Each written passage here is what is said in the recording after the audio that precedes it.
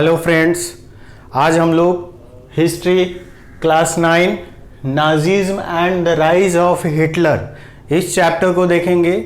ये चैप्टर बहुत इंटरेस्टिंग है और हिस्ट्री का आज तक का सबसे इंटरेस्टिंग चैप्टर है। तो इस इंटरेस्टिंग चैप्टर को हम लोग और अच्छे से देखेंगे। आज इसका हम लोग इंट्रोडक्शन पार्ट करेंगे और उसमें थोड़ा सा कुछ डिटेल्स, कुछ बैकग्राउंड्स, कुछ एक्स्ट्रा फैक्ट्स को भी देखेंगे।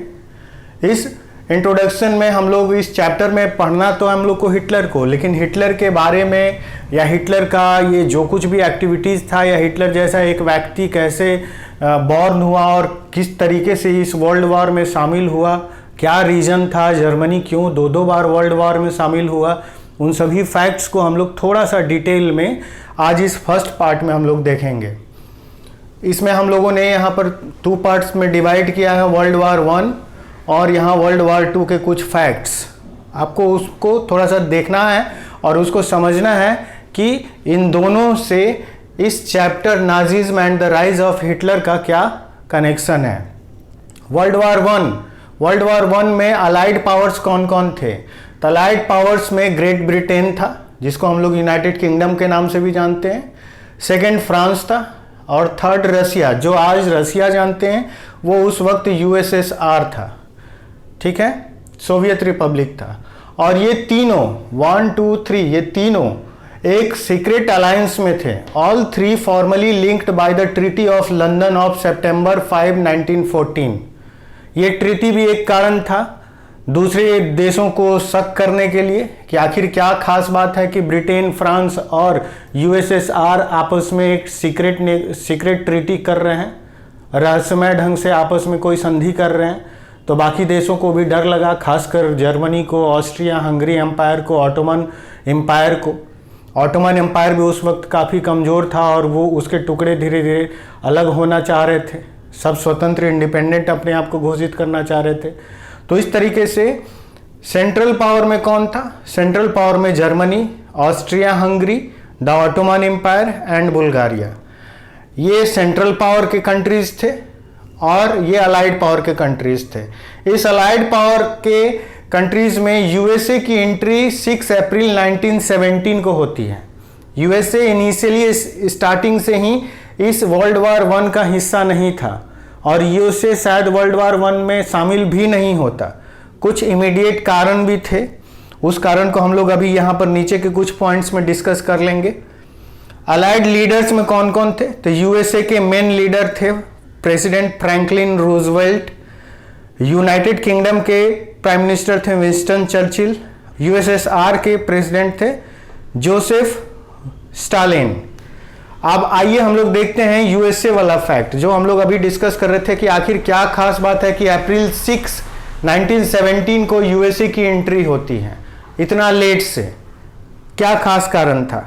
USA during world war 1 president Woodrow Wilson, world war 1 जब स्टार्ट हुआ 1914 में, तो उस वक्त अमेरिका के यूएसए के प्रेसिडेंट का नाम था Woodrow Wilson. Woodrow Wilson proclaimed the USA would remain neutral. उन्होंने घोषणा की कि यूएसए इस वर्ल्ड वॉर 1 में न्यूट्रल रहेगा, न किसी के पक्ष में रहेगा न किसी के विपक्ष में रहेगा और ये एक न्यूट्रल पावर बन के बाहर साइड से देखेगा, क्योंकि अमेरिका कॉन्टिनेंट था भी बहुत दूर, ठीक है, बीच में नॉर्थ और साउथ अटलांटिक ओशियन है। तो इस तरीके से उसका कुछ लेना देना था नहीं, अमेरिका का कोई न फायदा था न कोई नुकसान था, इसलिए उसने घोषणा कर दी, वुड्रो विल्सन ने घोषणा कर दी कि हम इसमें न्यूट्रल रहेंगे। और उनके इस घोषणा का समर्थन अमेरिका के मैक्सिमम सिटीजन्स ने भी किया।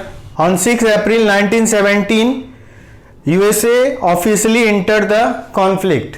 6 अप्रैल 1917 को, यही डेट यहाँ दिया हुआ है, 6 अप्रैल 1917 यूएसए ऑफिशियली इसमें एंट्री कर गया। और उसके एंट्री करने का कारण भी अचानक ही बना, क्योंकि जर्मनी ने क्या किया? जर्मनी सैंक मेनी अमेरिकन ने merchant ships around the British slaves. Germany ने अमेरिका के बहुत सारे मर्चेंट शिप्स जो कि कमर्शियल यूज के लिए थे, पैसेंजर्स वाले नहीं थे, उसमें मालवाहक जहाज थे, उन बहुत सारे जहाज़ों को ब्रिटेन के आसपास के समुद्री एरियाज़ में उसको जर्मनी ने डुबो दिया और इससे अमेरिका को अपने आर्थिक इकोनॉमिकली लॉस दिखे और इस तरीके से अमेरिका 6 अप्रैल 1917 में इस युद्ध में शामिल हो गया, वर्ल्ड वार 1 में शामिल हो गया। तो इसमें शामिल होने में फ्रैंकलिन रूजवेल्ट प्रेसिडेंट हो चुके थे, जबकि स्टार्ट हुआ था तब उस वक्त वुडरो विल्सन प्रेसिडेंट थे। ठीक है, नेक्स्ट, वर्ल्ड वार 1 के कुछ रियल काउजेस क्या हैं, कुछ जरूरी कारण जिसके वजह से वर्ल्ड वार 1 हुआ। इसमें पॉलिटिक्स था, मिलिट्री एक्टिविटीज था।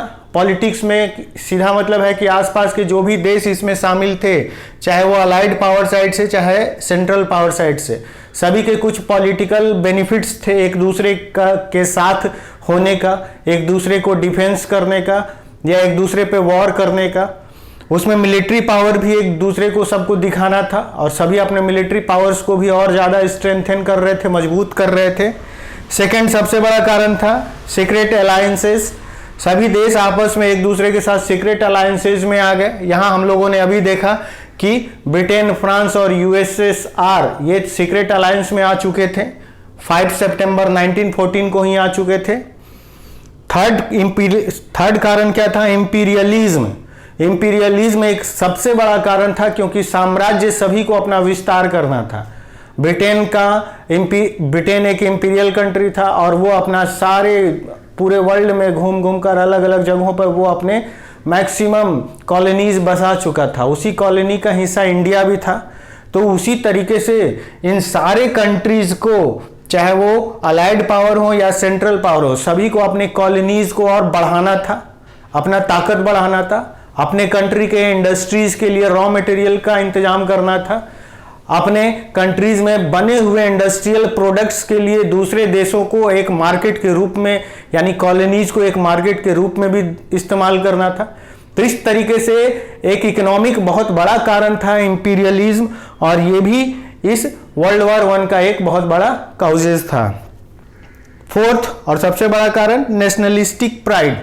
सभी को अपने देश पर गर्व करने का एक मौका चाहिए था और सभी अपने देश पे गर्व करने के लिए वर्ल्ड वार 1 जैसा एक सिचुएशन देखे और इसमें शामिल हुए।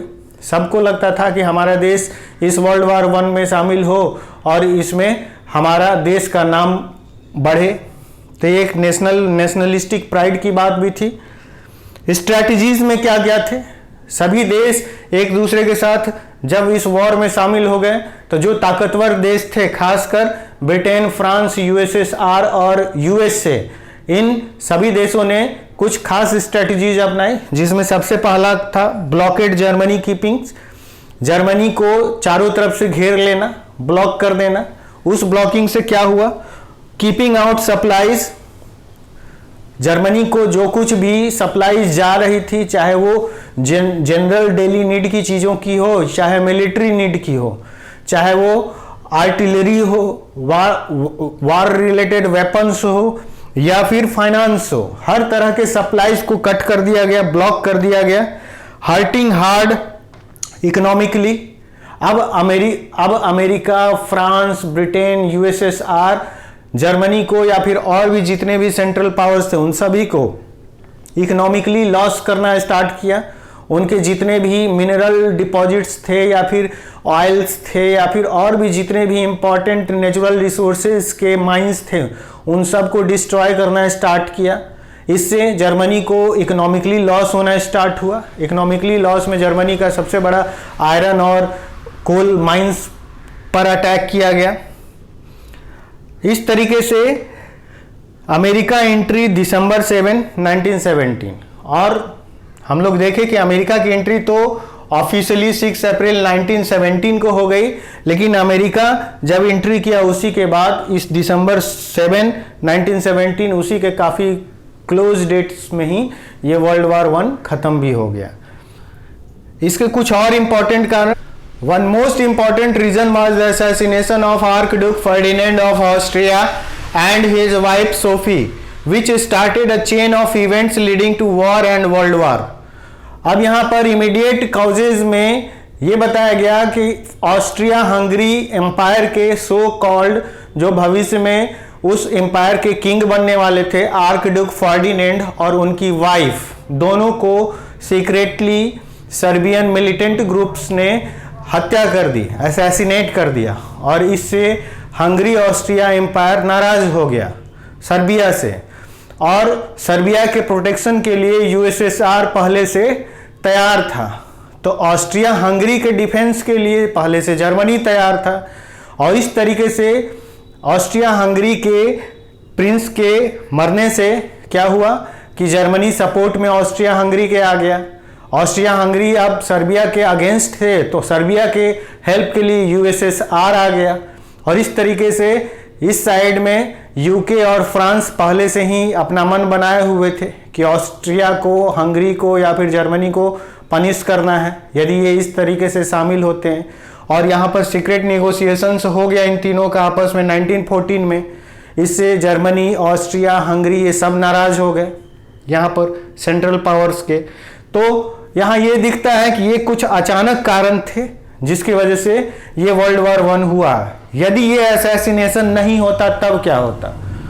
विदाउट द असैसिनेशन, यदि हम मान लेते हैं कि ऑस्ट्रिया के आर्कड्यूक फर्डिनेंड की हत्या नहीं होती, तब क्या होता? No need for rulers in Vienna Austria to threaten Serbia.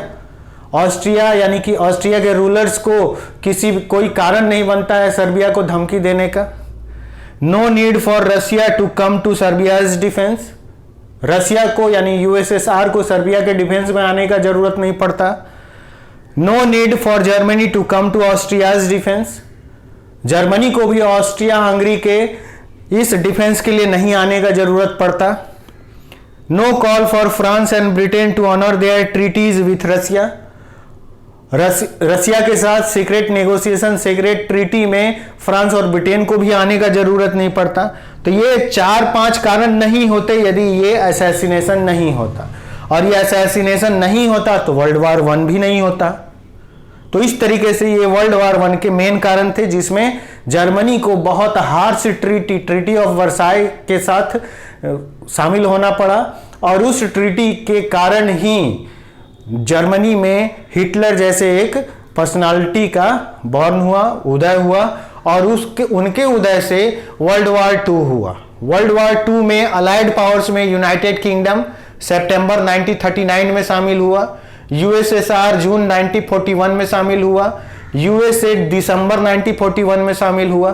World war 2 1939 से 1945 तक का टाइम था, और इसमें अमेरिका का एंट्री दिसंबर 1941 में हुआ है। एक्सिस पावर्स में जर्मनी, इटली और जापान थे।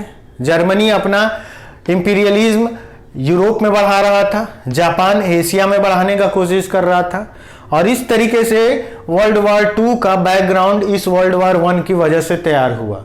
और वर्ल्ड वॉर 1 और 2 को जानना इसलिए जरूरी था क्योंकि इन्हीं दोनों के बीच हिटलर ये चैप्टर है।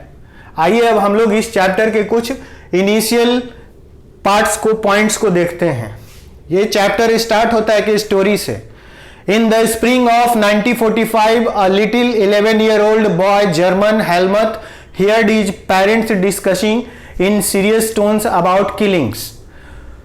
हम लोग इस चैप्टर में देखेंगे कि इस चैप्टर में स्टोरी से ये पूरा चैप्टर स्टार्ट होता है। स्टोरी एक हेलमेट नाम के बॉय का है। ये 11-year-old बॉय था, रात में सोया हुआ था और अपने पेरेंट्स यानी फादर मदर का टॉकिंग सुन लिया आपस में बात करते हुए, और वो भी काफ़ी सीरियस टोन में बात कर रहे थे, और बात यही कर रहे थे। His father spoke about his fear of revenge, saying, "Now the Allies will do to us what we did to the Jews." Helmont के फादर को अब लग रहा था कि वर्ल्ड वॉर 2 खत्म हो गया है, इसमें जर्मनी और जो एक्सिस पावर्स हैं ये हार चुके हैं, और अब हारने के बाद जीते हुई कंट्रीज जो है उनके साथ भी वही व्यवहार करेगी जो जर्मनी ने ज्यूज के साथ किया। अपना हैटर्ड दिखाया, अपनी नफरत दिखाई, और ज्यूज को, अपने अपोनेंट्स को, और भी जितने लोग हैं उनको पकड़ पकड़ कर मारा, उनको गैस चैम्बर में ले गए, उनको जहरीली गैसेस के थ्रू उनकी किलिंग की। By the next day he himself shot. Next day वो हेलमट को एक गार्डन में घुमाने ले गए और वहाँ पर उसके साथ एक अच्छा टाइम स्पेंड किया, उसके बाद घर आए, ऑफिस गए, ऑफिस जाकर उन्होंने अपने आप को गोली मार ली। तो इस तरीके से ये एक छोटे बच्चे की स्टोरी, शॉर्ट स्टोरी दिखाई जा रही है, जिसमें ये दिख रहा है कि एक फैमिली, नाजी फैमिली कैसे वर्ल्ड वॉर 2 खत्म होने के बाद डरा हुआ था हारने की वजह से, और खासकर वो लोग ज़्यादा डरे हुए थे जो नाजिज्म को सपोर्ट कर रहे थे, हिटलर के सपोर्टर थे, क्योंकि अब उनको डर था कि अब ज्यूज वापस बदला लेंगे। Helmut's father had been a Nazi and a supporter of Adolf Hitler. Hitler killed Jews. यही पॉइंट हम लोगों ने अभी डिस्कस किया कि हेलमट के फादर नाजिज्म के, हिटलर के सपोर्टर थे, और हिटलर या नाजिज्म के सपोर्टर ने ज्यूज की किलिंग की, मासिव किलिंग की, जेनोसाइड किया। In May 1945 Germany surrender to the allies. मई 1945 में जर्मनी ने अलाइज पावर के सामने सरेंडर कर दिया। Allies power UK, USSR, USA, France, ये सब थे। Hitler, his propaganda minister Goebbels and his entire family committed suicide collectively in his Berlin bunker in April 1945। यहाँ इस पॉइंट में यह बताया गया कि हिटलर का प्रोपोगेंडा मिनिस्टर गोएबल्स और उसकी पूरी फैमिली, ये सब बर्लिन बंकर्स में अप्रैल 1945 को सुसाइड कर लिए। At the end of the war, an international military tribunal at Nuremberg was set up to prosecute Nazi war criminals for crimes against peace and humanity. War जब खत्म हुआ तब इंटरनेशनल न्यूरेमबर्ग मिलिट्री ट्रिब्यूनल बनाया गया। इस international Nuremberg military tribunal बनाने का एक सबसे बड़ा कारण यह था कि अब हम लोग इस वॉर में शामिल लोगों को, जो कि जिन लोगों ने इस पीस और ह्यूमैनिटी का किलिंग किया, मासिव जेनोसाइड किया, अब उनको पनिश करेंगे।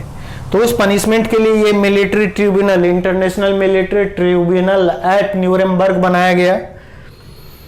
Under the shadow of the second world war Germany had waged a genocide war against selected groups.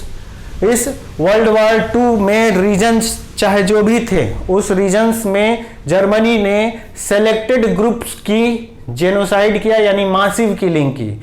इस सेलेक्टेड ग्रुप्स में कौन कौन थे? तो इसमें ज्यूज थे। ज्यूज 6 मिलियन, ऐसा बताया गया कि 6 मिलियन 60 लाख पीपल को मारा गया, ज्यूज को। 2 लाख जिप्सीज को मारा गया। 1 million, it means 10 lakh polish civilians को मारा गया। पॉलिश सिविलियंस यानी पोलैंड के लोग। 70,000 जर्मन्स को मारा गया। तो जर्मनी खुद भी जर्मन्स को क्यों मारा? क्योंकि ये लोग क्वालिफाइड लोग नहीं थे। ये क्वालिफाइड मतलब कि ये लोग नॉर्डिक जर्मन आर्यंस नहीं थे, और वो मेंटली फिजिकली डिजेबल्ड उनको घोषित कर दिया गया था। और ऐसे बहुत सारे उनके अपोनेंट्स जो नाजिज्म के सपोर्टर नहीं थे, जो हिटलर के सपोर्टर नहीं थे। तो इन सभी लोगों को, इसमें सेलेक्टेड ग्रुप्स को, इन सभी लोगों को सेलेक्टिवली सेलेक्ट किया गया और उनको मारा गया, किलिंग किया गया। Killing centre like Auschwitz. Auschwitz जो था ये इनका किलिंग सेंटर था, यहीं पे मैक्सिमम लोगों को ले जाकर मारा जाता था। The Nuremberg tribunal sentenced only 11 leading Nazis to death. इस सेकेंड वर्ल्ड वॉर के बाद जो मिलिट्री ट्रिब्यूनल बनाया गया, इसने सिर्फ 11 लोगों को डेथ पेनाल्टी दी और बहुत सारे लोगों को इम्प्रिजन्ड फॉर लाइफ कर दिया, यानी कि उनको आजीवन कारावास की सजा दी। और बहुत हार्श ट्रीटी इस वर्ल्ड वॉर 2 के बाद जर्मनी या फिर बाकी देशों के साथ नहीं किया गया, क्योंकि सबको लगता था कि यही वो पहला कारण है वर्ल्ड वॉर 1 के बाद जर्मनी के साथ हार्श ट्रीटी किया गया, जिससे वर्ल्ड वॉर 2 में जर्मनी फिर से और ताकत के साथ शामिल हुआ और इतना बड़ा नुकसान हुआ। तो कोई हार्श ट्रीटी नहीं किया गया। यहां देखिए point, everyone came to feel that the rise of the Nazi Germany could be partially traced back to the German experience at the end of the first world war. First world war के बाद जब Germany के साथ जो treaty किया गया वो काफी अपमानजनक संधि था, ट्रीटी था, और उससे जर्मनी या जर्मन वासियों को काफी अपमान महसूस हुआ, और इसीलिए उस वर्ल्ड वार 1 के बाद हिटलर जैसी शख्सियत आई और उसने वर्ल्ड वार 2 को इनवाइट किया। तो अब इसका नेक्स्ट पार्ट क्या है, व्हाट वाज हिज एक्सपीरियंस। इस वर्ल्ड वार 1 के बाद जो जर्मनी के साथ ट्रीटमेंट हुआ, उस ट्रीटमेंट को ही यहां पर लिखा गया है, what was his experience. Germany का क्या एक्सपीरियंस था वर्ल्ड वार 1 के बाद। तो ये हमारा नेक्स्ट वीडियो होगा, बहुत जल्द नेक्स्ट वीडियो लाएंगे। उस नेक्स्ट वीडियो में हम लोग देखेंगे कि वर्ल्ड वार 1 के बाद कैसे जर्मनी और जर्मनी के लोगों ने रिएक्ट किया और कैसे उस कंट्री में हिटलर जैसे पर्सनालिटी आई। ठीक है।